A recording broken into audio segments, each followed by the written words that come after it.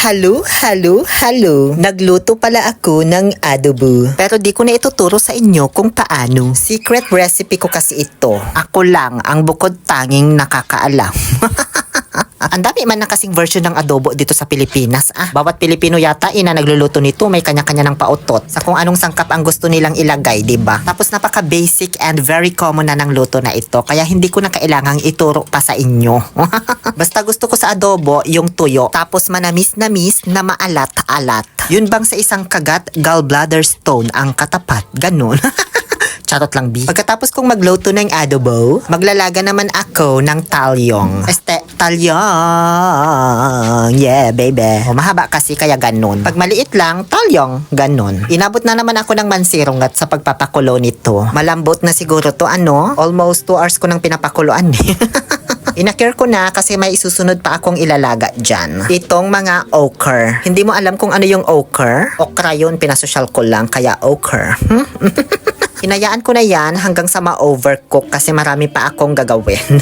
Nagbabadya na kasi yung malakas na ulan nung mga oras na to. Ayan o, tignan nyo yung kalangitan. Iyurang tulay libog-libog yan na nagunuyan. Tapos hindi pa nasiset up itong lamesa na gagamitin namin para sa bodol fight. Kaya magiging bodol fight na lang ang kalalabasan nito. Yes, magbo-bodol fight po kami dahil pabalik na po sa Saudi Arabia ang D&J Power Couple. Kaya sila magpapadespasitong despedida bienvenida. Ganon. O syempre, dahon ng saging yung isinapin namin sa lamesa. Kasi ganito naman talaga ang bodol fight kapag sa probinsya. Hindi gaya sa Saudi, supra yung sinasapin nila. Ang mahal man kasi ng dahon ng saging doon. Tapos iapis mo lang sa lamisaan. No. Mangka Carol at Mangki Kermat na nung mga oras na ito habang pinupunasan ko itong dahon ng saging. Kaya ayun, wala akong no choice. Uso ba yung ganong expression ngayon, yung wala akong no choice? Lagi ko kasing naririnig. Sinasadya ba nila o sadyang buang lang ba? Wala akong choice kundi ipasok na lang dito sa terrace namin yung lamesa kasi baka maabutan pa kami ng ulan sa labas habang kumakain. Medyo masikip nga lang dito pero bahala na silang magsiksikan dyan. At ayan, nagtulong-tulong na po kaming lahat para iset up yung mga pagkain dito sa lamesa. Na kung di ko pa sila sasabihan walang kikilos man. Matapos mailagay lahat ng kanin, ayan, pinagpapatong na yung mga pritong boneless bangus. Tapos sunod yung hotdog at talyong. Yeah, baby. Nung una, ina-arrange pa talaga ng kapatid ko. May mga pa-design pa siyang nalalaman. Kaso malapit na talagang umulan nito, guys. Baka hindi na makapunta yung ibang mga pamilya sa grado kapag umulan na. So minadali na lang namin. Kaya ayan, pinagpapatong ko na dyan lahat ng mga handa. Bahala na kung saan sila mapunta. Ganun din naman kapag nilantakan na yan, magkakanda gulo-gulo din, diba?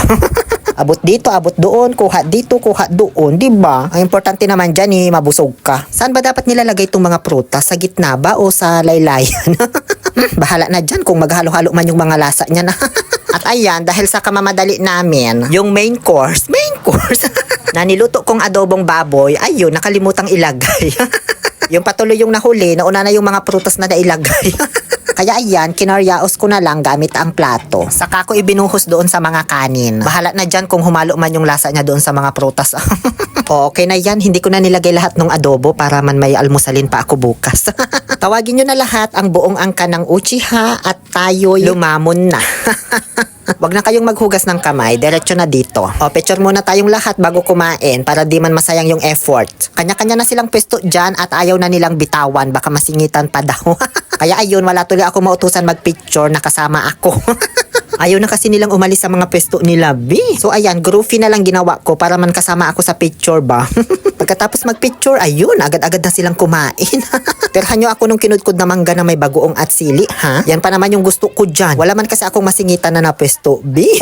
Buti na lang mahaba-haba itong braso ko, kaya kahit dito na ako pumesto sa labas, abot ko pa rin yung lamesa. Sa kalagitnaan ng pagkain namin, may mga dumadaing na ng tubig daw kasi nahihirinan na. Walang gustong kumuha ng tubig kasi ayaw masingitan sa pwesto nila. Kaya sabi ko, lantakan nyo na muna yung pakwan dyan kasi tubig din naman yan para mawala yung pagkapait nyo at hindi kayo mahirinan. Ang kaso nga, ubos na pala nila yung pakwan doon sa lamesa. Anong gagawin ko? Wala man akong nakikitang pakwan dito sa paligid ko. Ay, wala ito. Ano ba kayo? Hindi to pakwan. Mga napkin lang to na pinagreglahan mo. Charot. Wala na akong maabot ng pagkain dito sa pwesto ko. Hindi pa naman ako busog, B. Kaya ayun, wala akong choice kundi lumipat ng pwesto. Tabi nga kayo dyan, akala nyo ha?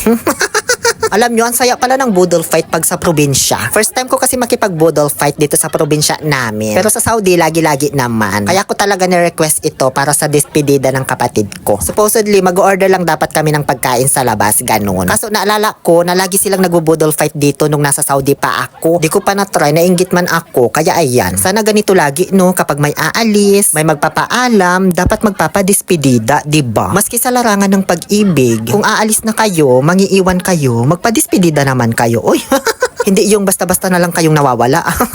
Kasi 'di ba, sabay kayong nagdesisyon na papasukin ninyo ang relasyon. Sabay kayong pumayag na oo tayo na, pero bakit nung bumibitaw isa lang, hindi dalawa?